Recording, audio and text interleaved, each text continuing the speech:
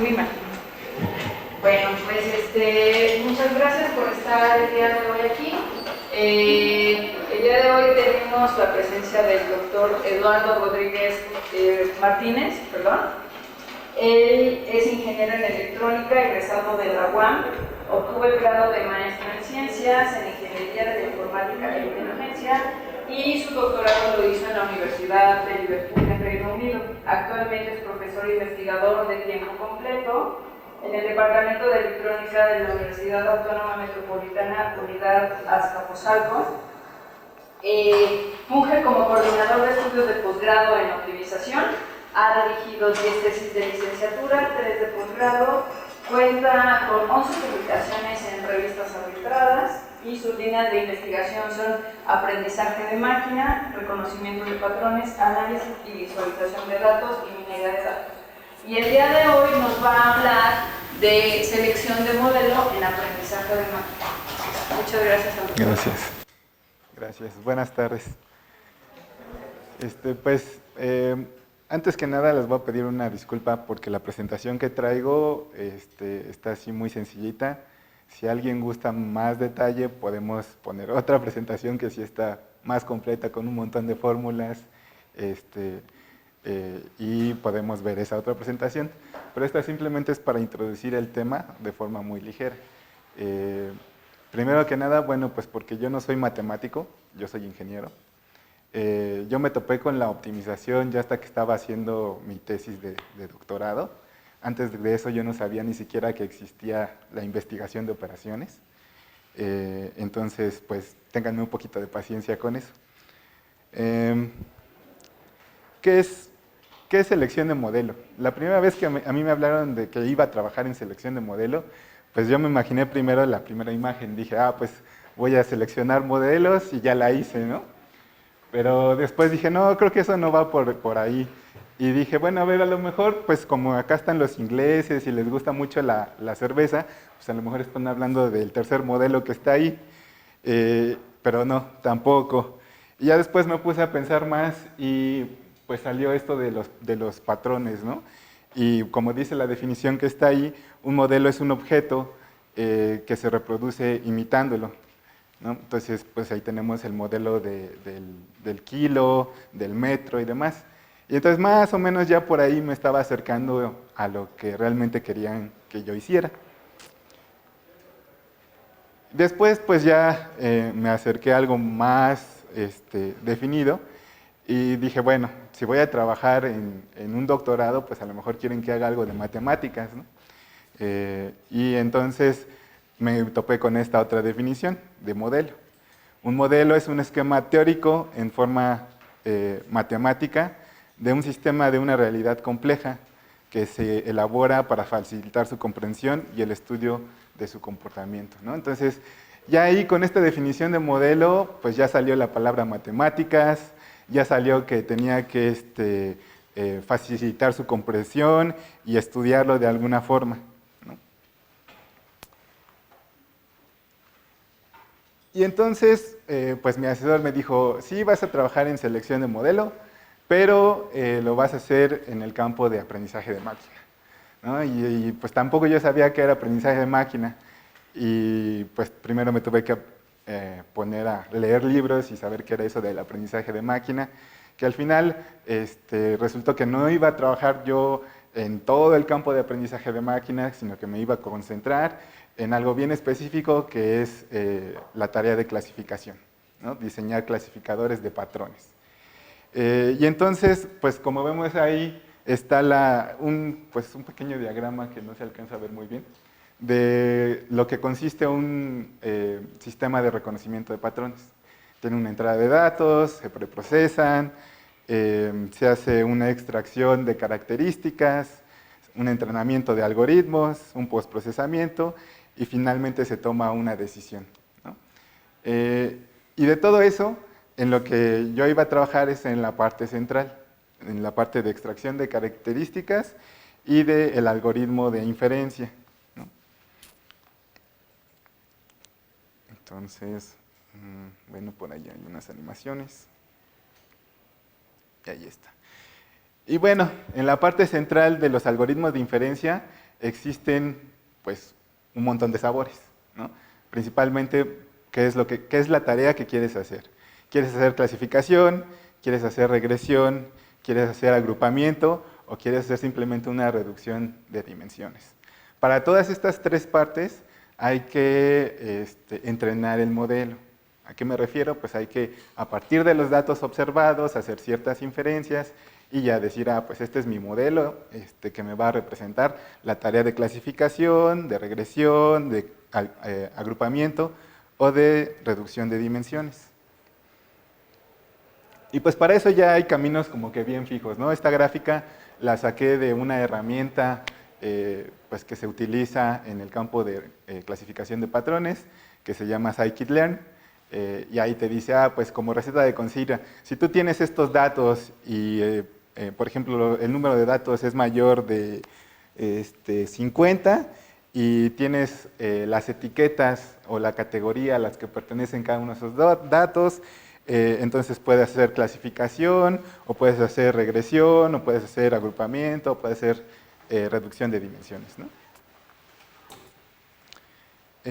Volvemos más al ciclo de diseño de un sistema de clasificación.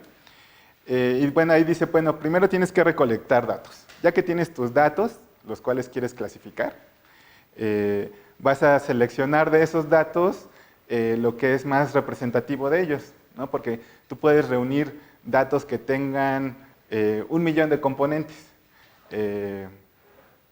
Por ejemplo, se me ocurre una imagen, que están muy de moda las imágenes, no sé por qué, pero imagínense que una imagen de resolución de 1280 por 460 píxeles, y entonces, si ustedes en lugar de ver la imagen como un cuadrado, la extienden en un vector, pues ya se hicieron un montón de numeritos y a eso se les llama dimensiones, ¿no? Entonces, todas estas dimensiones o todas estas características pueden ser redundantes. Algunas pueden importar más que otras. Entonces, hay que seleccionar las que nos interesan, ¿no? Las que sean más importantes. Luego, ya que tienes seleccionadas esas características, pues tienes que seleccionar el algoritmo de clasificación, si estamos hablando específicamente de un sistema de clasificación de patrones, que mejor se desempeñe para tu tarea, ¿no? Porque da la casualidad, por ejemplo, si estás clasificando manzanas, que un algoritmo se puede desempeñar mejor que otro. Si estás clasificando peras, pues a lo mejor ya se cambió el algoritmo que va a funcionar mejor. Entonces, pues hay que probar un montón y seleccionar el que mejor se desempeñe para la tarea que te interesa. Ya que tienes tus datos, ya que tienes seleccionado el algoritmo, pues ahora sí vas a dar una estimación de qué también se va a comportar tu clasificador en la presencia de datos que tú no has visto. Esa es la cuarta etapa que se le llama entrenamiento del clasificador. Y va de la mano con la quinta etapa, que es la de evaluación, ¿no? Entonces, si no logras un buen desempeño del clasificador, pues tienes que volver a repetir las fases del 2 a la 5. Y esto es para cada tarea de clasificación. Es decir, si van a clasificar perros de gatos, tienen que repetir todo este diseño. Si van a clasificar manzana de peras, tienen que repetir todo este diseño. Si van a clasificar caras, tienen que repetir todo este diseño, ¿no? Entonces es un poco laborioso para los que nos dedicamos al campo de aprendizaje de máquina y de reconocimiento de patrones, hacer todo esto cada que nos cambian la tarea, cada que nos cambian los datos. Pero pues así es este juego, ¿no? De hecho, pues un autor muy famoso, ahí está una cuota, dice que un extractor de características ideal producirá una representación que trivialice el trabajo del clasificador. De forma muy similar, un clasificador omnipotente no necesitará de la ayuda de un extractor de características sofisticado. Esto es que la etapa de clasificación y de extracción de características van muy de la mano. Y si se complica una, se facilita la otra, ¿no? Eso es lo que dice ahí. Y entonces, pues, ¿en dónde está el problema de selección del modelo? Pues es básicamente lo que les acabo de describir. Ustedes tienen un montón de algoritmos de clasificación, un montón de algoritmos de extracción de características y tienen que ver todas las posibles combinaciones y elegir la que se desempeñe mejor, ¿no? Entonces, eso es un problema combinatorio, ¿no? Tienen un conjunto de extracción de características o de algoritmos de extracción de características, tienen un conjunto de algoritmos de clasificación y lo que quieren encontrar es la mejor pareja, ¿no? Que se desempeñe mejor o que jueguen mejor juntos. Para esto, para resolver problemas combinatorios, pues existen un montón de algoritmos de búsqueda, ¿no? Búsqueda exhaustiva, optimización bayesiana, búsqueda aleatoria, basados en gradientes, ¿no? Y la función objetivo en la cual se centra la búsqueda es lo que se conoce como error de generalización. Y ese error de generalización se puede estimar de varias formas. La forma más común o la que es aceptada por la comunidad de reconocimiento de patrones es algo que se conoce como validación cruzada. ¿Por qué? Bueno, pues porque es la que se supone que tiene una aproximación a este error de generalización mejor.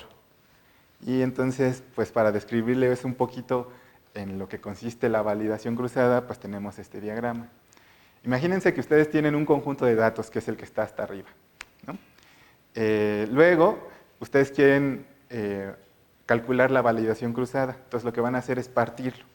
Lo parten en partes iguales. Y entonces dicen, pues las 3 partes las voy a utilizar para entrenar mi algoritmo de clasificación. Y con la parte que no utilicé para entrenar mi algoritmo de clasificación, pruebo el algoritmo de clasificación ya entrenado para ver cómo se desempeña a datos que no había visto durante el entrenamiento.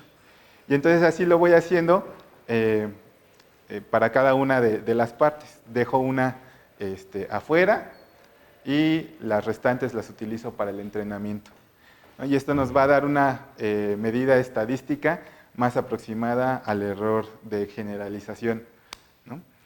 Y esto es el centro de la función objetivo de la búsqueda que les había hablado anteriormente. Y bueno, nada más para finalmente ponerles un ejemplo ya más concreto. Ahí tenemos un conjunto de datos, no se alcanza a ver muy bien, bueno, ni modo. La parte de derecha tenemos un conjunto de datos a los cuales queremos clasificar, ¿no?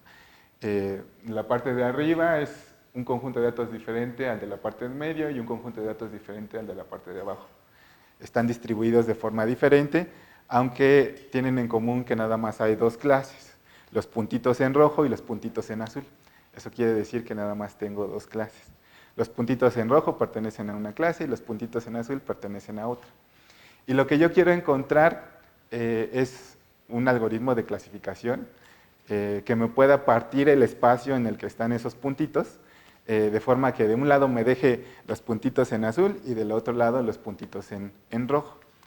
Y de la parte de los cuadritos de la parte derecha es cómo se desempeñan diferentes algoritmos de clasificación ante estos datos de entrenamiento o ante estas tareas de clasificación, ¿no? Entonces, vemos que diferentes algoritmos me parten el espacio de formas diferentes. Algunos son más lineales que otros, algunos son altamente no lineales. Entonces, debido a esto, va a haber algoritmos que se van a desempeñar mejor para ciertas tareas, ¿no? Y, por ejemplo, para la primera fila, el primer cuadrito después de los datos de los datos que estamos clasificando, es el que mejor se desempeña. Luego en la segunda fila tenemos 3 cuadritos después, a ver si lo puedo hacer acá con él. ¿Sí se ve el ratón? Sí. Entonces sería el que mejor se desempeña para ese conjunto de datos. ¿Por qué? Porque me separa mejor las regiones.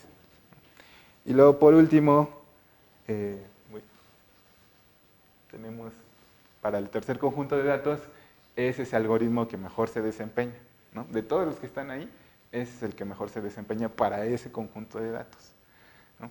Entonces, esto que estamos viendo visualmente se tiene que calcular matemáticamente. ¿Cómo? A través de de esta función de cross-validación. Yo calculo un error para cada una de las particiones, saco una media y esa media me va a decir que también se está desempeñando ese algoritmo para ese conjunto de datos. Verlo es más fácil que calcularlo, ¿no? Pero bueno. Y la frase que está ahí es otra de las razones por las cuales se tiene que hacer esta selección de modelo. Porque dice que hay un teorema que se llama non-free lunch y aplicado al tema de aprendizaje de máquina, esto nos va a decir que ningún clasificador en específico va a dominar para todos los problemas de clasificación. Es decir, va a ser imposible que yo desarrolle un algoritmo de clasificación que sea el mejor para todos los problemas de clasificación, ¿no? Siempre va a haber variantes. Nunca voy a decir, pues este algoritmo va a ser omnipotente y me va a servir para todas las tareas de clasificación. Y pues hasta ahí llegué. No sé si tengan más preguntas, si quieren ver las matemáticas feas que están atrás de eso. ¿Sí quieren verlas? Ok, bueno.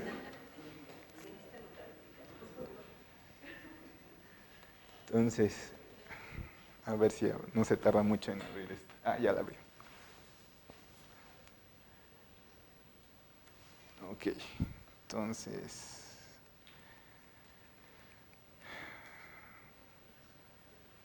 me voy a saltar un poquito. Ok, bueno, esto sí lo voy a decir. Pues ahí tenemos el dúo dinámico, clasificador y extractor de características C y F.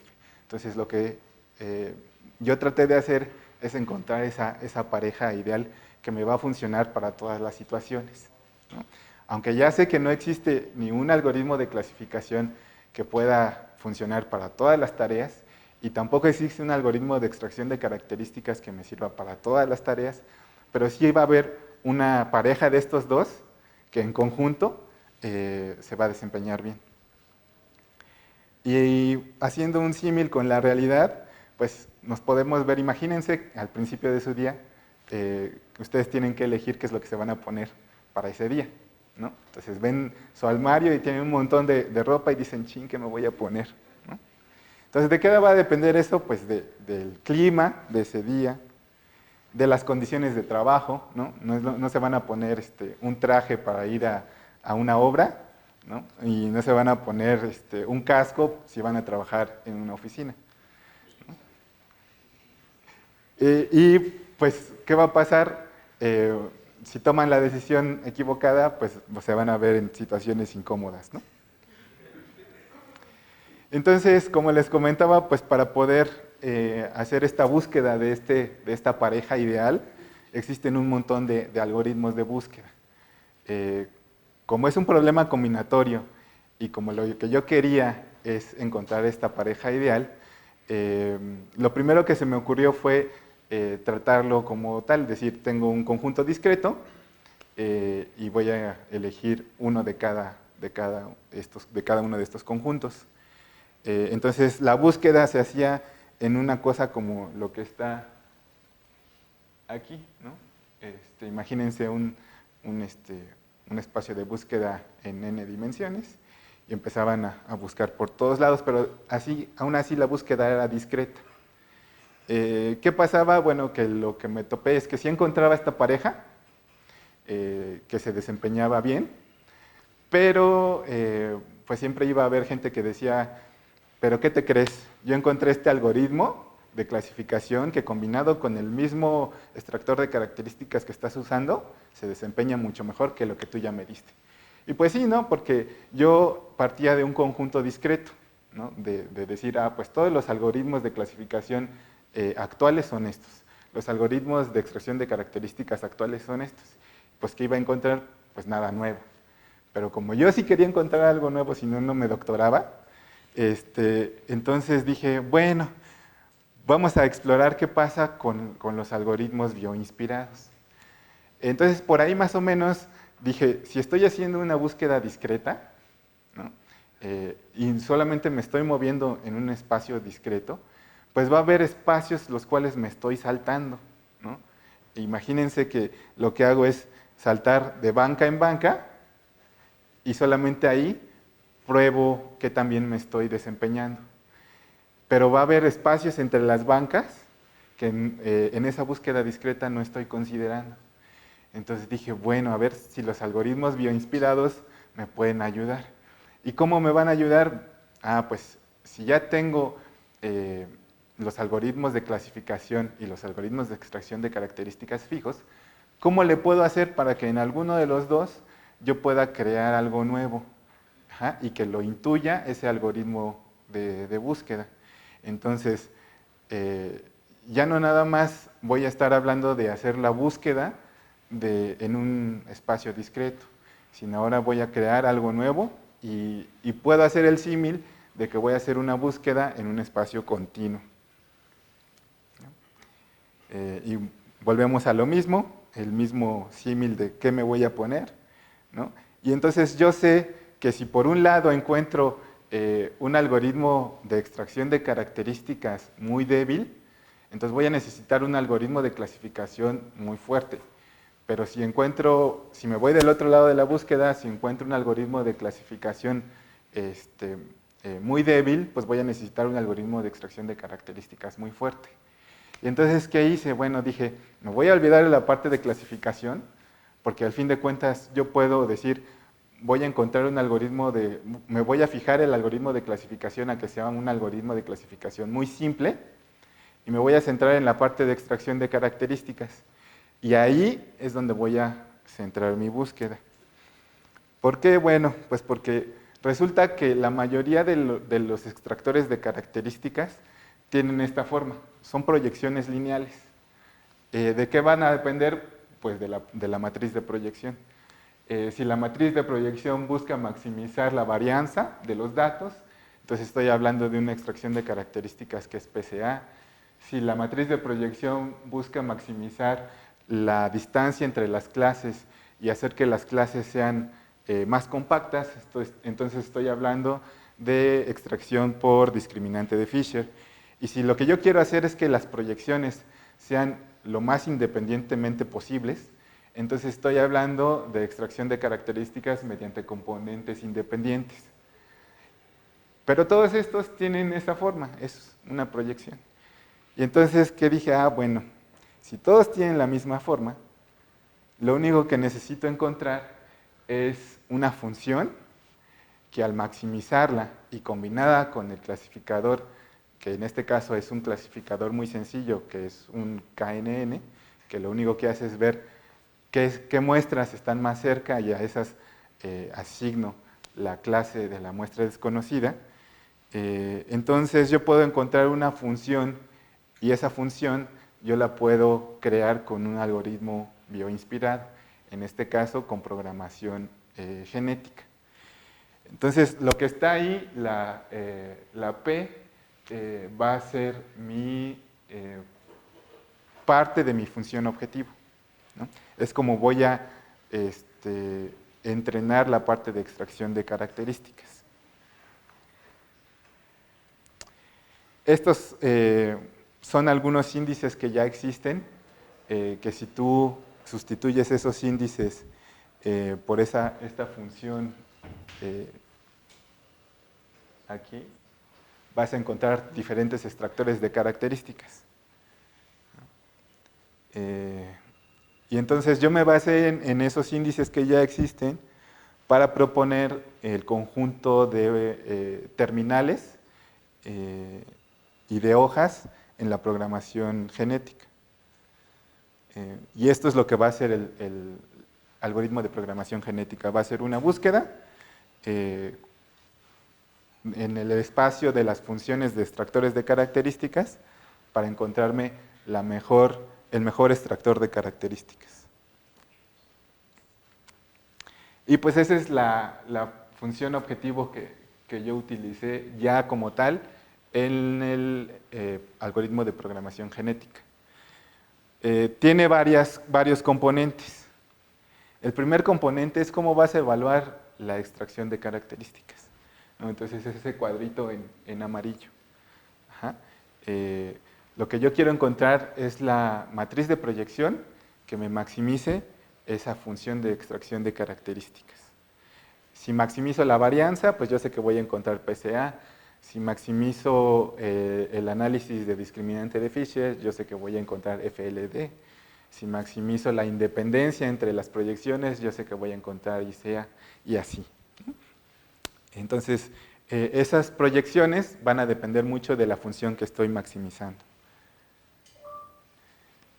Ya una vez que pues, encuentro las proyecciones sobre las cuales voy a trabajar, pues hago la clasificación, ¿no? Es esa función que está ahí, esa es la parte del clasificador. Y luego hago la evaluación del clasificador por medio de validación cruzada, que es esa otra que está ahí. ¿Qué pasa? Entonces, si ustedes ven, ahí hay un argmin y un min. Entonces estoy haciendo una optimización a dos niveles. El primer argmin está buscando la proyección ideal tomando en cuenta una función dada, ¿no? Que maximice esa función o que la minimice en este caso. Y el segundo, la segunda minimización está sobre el error de clasificación o del error de cross-validación. Esa segunda minimización va a tomar en cuenta ya las proyecciones y entonces lo va a calcular sobre el clasificador. Y bueno, ahí hay definiciones. Entonces, ahí usé dos algoritmos de optimización. El primero fue un gradiente descendiente para minimizar la función de las proyecciones y encontrar la matriz de proyección. Y el segundo fue el algoritmo de programación genética, que es el otro min. Ahí hay un ejemplo de que cada una de las funciones de las proyecciones pues, necesitan valores constantes sobre los cuales van a trabajar para su definición. Entonces, aparte de todas las terminales como funciones y las hojas como funciones, necesité estos valores constantes dentro de la programación genética. Y bueno, afortunadamente sí me dio resultados. ¿Qué hice? Bueno, comparé el índice evolutivo, el índice que evolucionó la programación genética, con los índices conocidos y con métodos de extracción de características también conocidos. Y pues me dieron buenos resultados. Después dije, bueno, ya funcionó para proyecciones lineales. Pero hay otra cosa que se llama proyecciones no lineales. También son extractores de características o extracciones de características, pero sobre espacios no lineales. Entonces, allá hay un ejemplo de lo que pasa en los espacios no lineales. Entonces, en los espacios no lineales, las regiones de decisión pues, van a tener una forma no lineal. Entonces, cuando se hacen extracción de características sobre estos espacios no lineales, lo que se busca es proyectarlos, pero a espacios en donde sean linealmente separables las clases.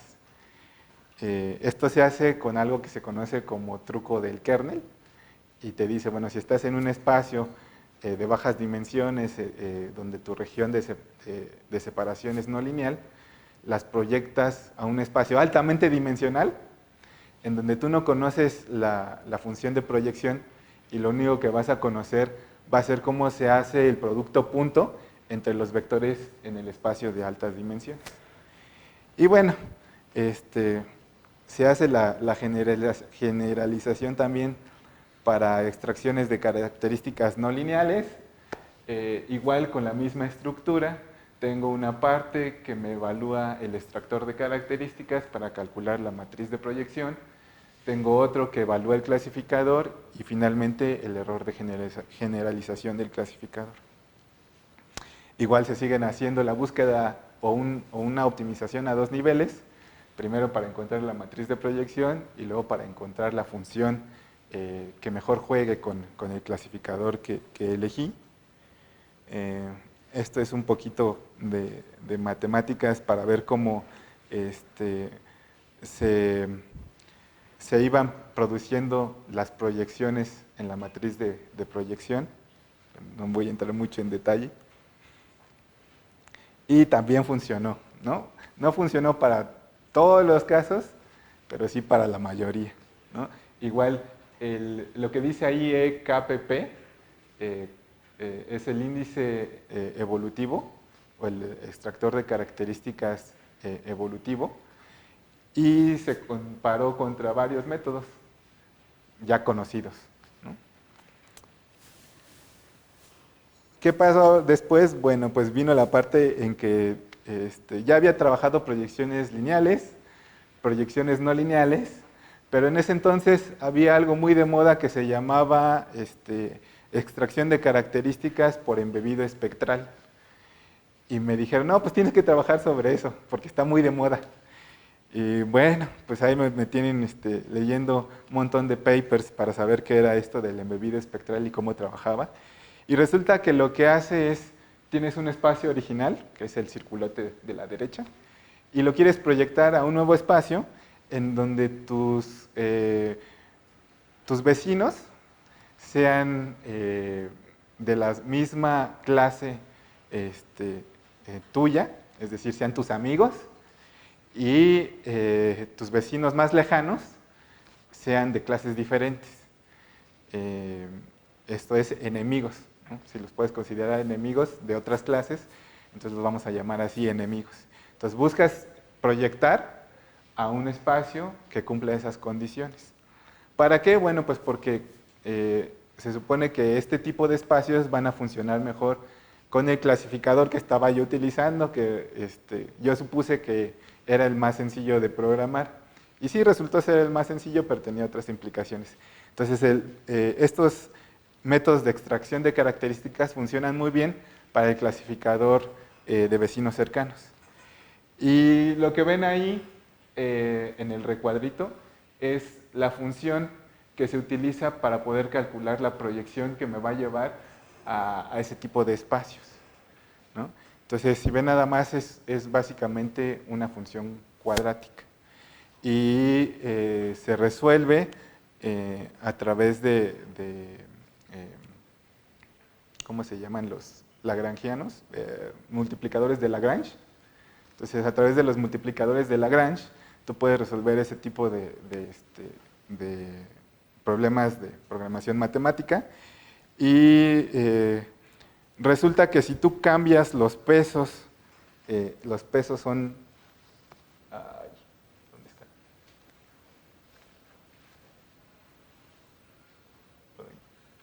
Ahí está. Son estas Ws.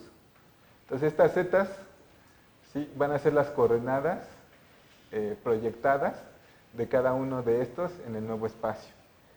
Y si tú cambias los pesos aquí, vas a tener diferentes métodos de extracción de características por ese embebido espectral.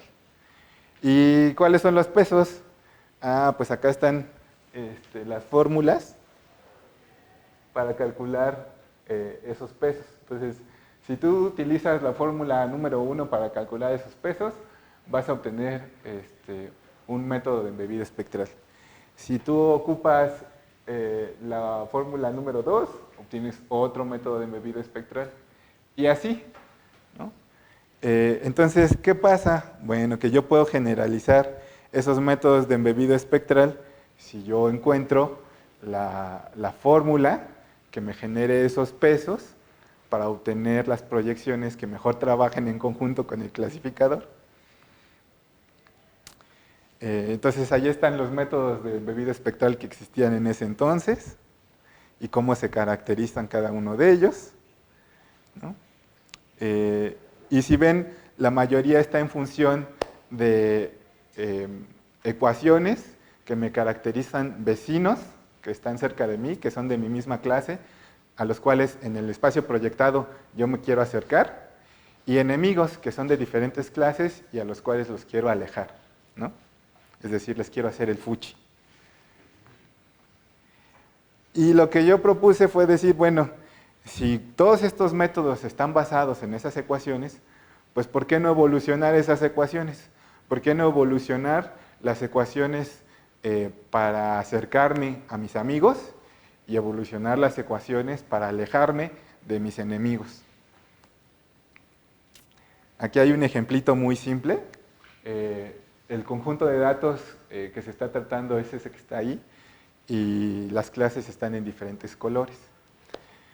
¿Por qué se les conoce como embebidos espectrales? Pues resulta que, según la teoría, dicen que van a trabajar en espacios de dimensiones no lineales, los cuales están contenidos realmente en un espacio de dimensiones bajas.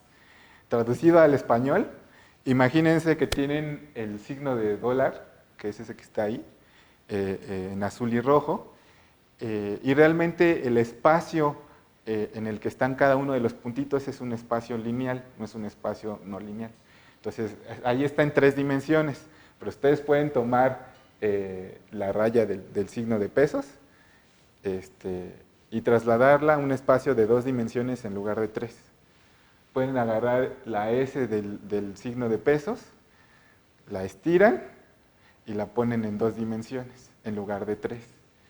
La tercera clase, que es un rollo ahí medio raro, también lo estiran y lo pueden poner en 2 dimensiones, ¿no? Entonces, lo que dice ahí la teoría es que estos métodos de embebido espectral van a tener la capacidad de hacer eso, de desdoblar las dimensiones y ponerlas en un espacio de menor dimensionalidad. Esto les dice dimensionalidad intrínseca, así le conoce.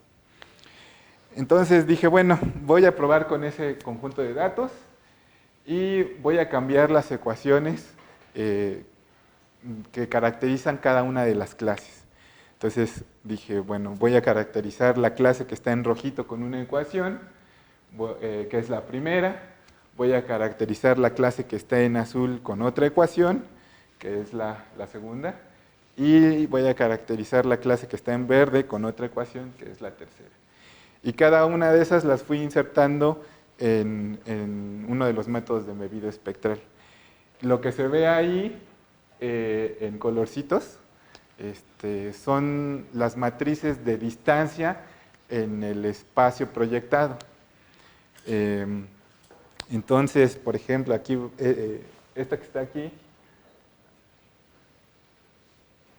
corresponde a la distancia que existe, creo que es en el signo de dólar. Entonces, ven cómo está dividida en 2 regiones. Una región corresponde a los puntos que están en la rayita del signo de dólar y otros corresponden a los puntos que están en el espacio curveado del signo de dólar. Entonces se ven bien definidos los bloques. Y esta que está aquí es la distancia que existe entre los puntos que están en la espiral. Y los que están fuera de la diagonal, los bloques que están fuera de la diagonal, estos que están acá, estos que están aquí, estos que están aquí y estos que están aquí, son distancias entre los enemigos. Por ejemplo, esta que está aquí, es distancias entre los puntos de los que están en la rayita y los puntos que están en la S del signo de dólar, ¿no? Entonces son distancias entre enemigos. Y los que están aquí son las distancias entre los puntos que están en la S del signo de dólar y el espiral. Entonces claramente vemos que en ese espacio las distancias están muy cerca para mis amigos y lejos para mis enemigos. ¿Cómo me doy cuenta que están cerca? Bueno, entre más rojos son, el número es más pequeño. Y entre más se acerca al azul, el número es más grande. Entonces, como estoy calculando distancias, entre más rojo sea, voy a estar más cerca de mis amigos, y entre más azul sea, voy a estar más lejos de mis enemigos. ¿Qué pasa al ir cambiando los pesos? Entonces cambiamos los pesos, o la función que calcula los pesos, y ven cómo empiezan a predominar los rojos y a predominar los azules. Ya no tengo verdes, ¿sí? ¿Qué quiere decir esto? Que estoy encontrando un espacio en donde estoy logrando lo que me proponía, acercarme con mis amigos y alejarme de mis enemigos, ¿no? En la siguiente, pues también se ve que tengo, predominan más los azules y los rojos, es más uniforme, ¿sí? Y acá también, en la última, ¿no? Predominan más los rojos, aunque ahí ya tengo un poquito de verdes, ¿no? Entonces esto me está diciendo que la idea esta que yo tenía de poder cambiar los pesos en los algoritmos de embebido espectral para poder obtener buenas proyecciones, sí funciona. Y entonces dije, bueno, vamos a meter eso en el esquema que ya venía trabajando. Entonces la forma en que yo definía los pesos está ahí en el recuadro en blanco. Entonces ven que yo tengo dos funciones. Una función con la cual voy a caracterizar las distancias con mis amigos y otra función con la cual voy a caracterizar las distancias con mis enemigos. Esta es la forma en que va a quedar la matriz de pesos, ¿no? Voy a tener bloques en la matriz de pesos. Esos bloques se van a estar calculando con distancias diferentes, ¿sí? Y finalmente esa matriz de pesos pues lo inserto en el esquema del embebido espectral y voy a tener una forma de evolucionar las funciones de peso para que me den una buena proyección en el marco del embebido espectral. Y esa es la función de aptitud, o la función objetivo que utilicé en la programación genética. Igual tiene el mismo esquema. Tengo una optimización a dos niveles. La primera es para obtener las proyecciones. Eso se hace, como les comentaba, con estos multiplicadores de Lagrange. Entonces ya me va a dar una respuesta fija, o una respuesta exacta. Ya no le tengo que meter ahí nada de optimización. Después, ya que tengo las proyecciones, se las aviento al clasificador para que clasifique y evalúo cómo clasifica, ¿no? Entonces, si juega bien con las proyecciones encontradas, pues entonces voy a decir que encontré una nueva método de embebido espectral que funciona para ese clasificador. Y esos son el conjunto de nodos que utilicé para la programación genética, ¿no? Son funciones muy simples, pero combinadas me dan buenos resultados. Allí encontré un pequeño problema, que ya estaba yo trabajando con vectores y matrices. Cada una de estas funciones, al evaluarlas, me daba una matriz o me daba un vector. Entonces tenía que yo hacer consistente por allá las multiplicaciones y las sumas. Entonces me fui a algo que se llama programación genética tipada, en la cual pues ustedes ya podían poner restricciones a qué nodos se combinaban con qué nodos, bajo qué condiciones, para que la multiplicación y la suma de las matrices fueran congruentes, ¿no? Y lo comparamos con diferentes conjuntos de datos y con diferentes métodos de embebido espectral. Entonces el que dice ahí EEA es el embebido espectral evolutivo y los demás son embebidos espectrales ya conocidos.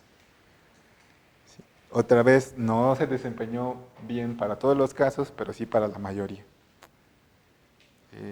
Y pues hasta ahí, ya con eso me dijeron, sí, ya te puedes doctorar.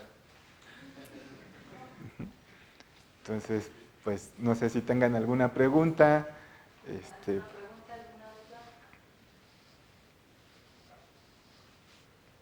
Sí.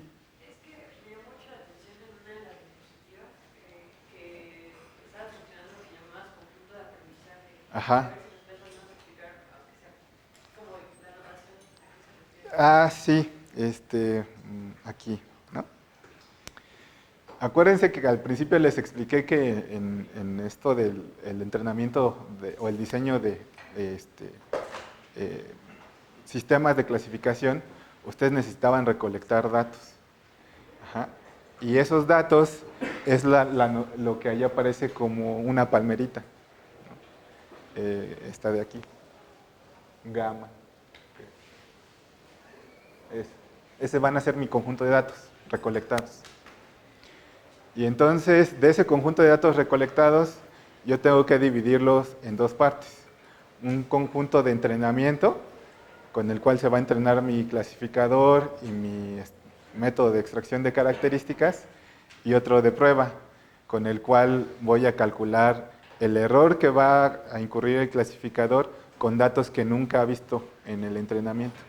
Y con esos yo voy a asegurar que mi clasificador se va a desempeñar al 80%, al 90%, o va a tener una precisión de 80-90%. ¿Sí? Para datos que él nunca ha visto, imagínense que ya en la vida real ustedes ponen a trabajar el clasificador y le avientan un dato y le dicen clasifícamelo, ya te da la etiqueta del dato. Le avientan otro y te da la etiqueta. Entonces tú tienes que asegurar que tu clasificador se va a desempeñar con un buen nivel.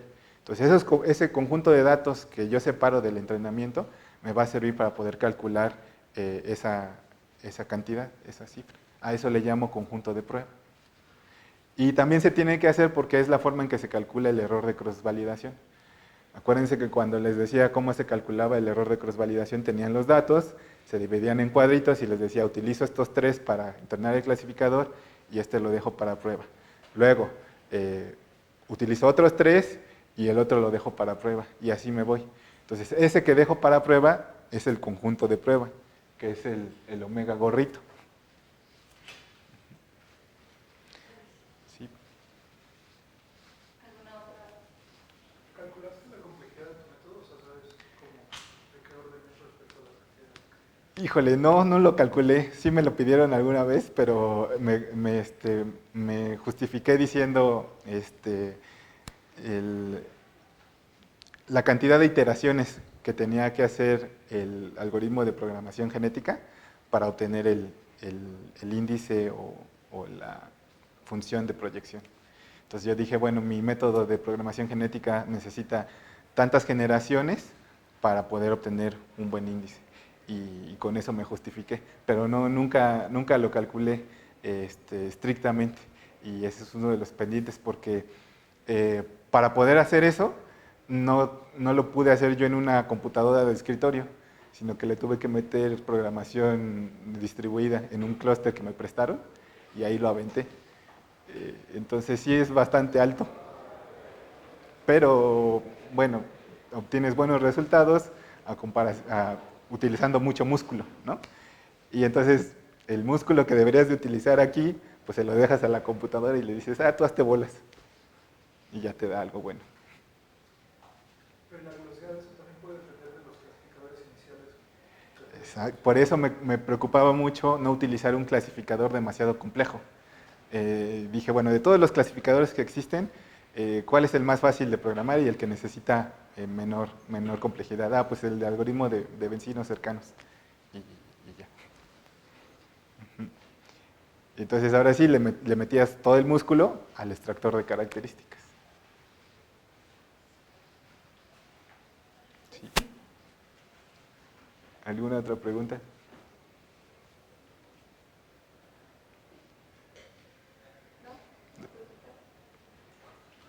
Bueno.